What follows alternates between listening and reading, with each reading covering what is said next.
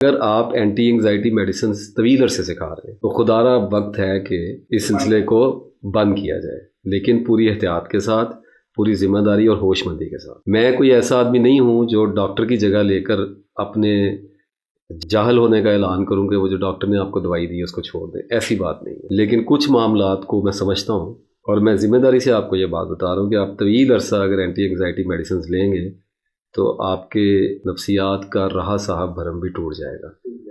तो करना क्या है, सबसे पहले तो मैं उन लोगों से बात करूंगा जो ज़ैनक्स, सेल्प्राज़ोलम, लेक्सोटानिल वगैरह ले रहे हैं। अगर तो किसी कॉम्बिनेशन के साथ ले रहे हैं तो डॉक्टर के मशवरे से टेपर करें, और अगर खुद ले रहे हैं तो फौरी तौर पर टेपर करना शुरू करें। अगर सिर्फ एक मेडिसिन रिकमेंड की गई है और वो किसी ख़ास शिद्दत के दौर में रिकमेंड की गई थी और वक्त गुजर चुका है, तो अब उसको छोड़ने का टाइम आ गया है। अब वो शिद्दत नहीं है, अब उसको छोड़ने का, कब तक अपनी बीमारी को फेस नहीं करना।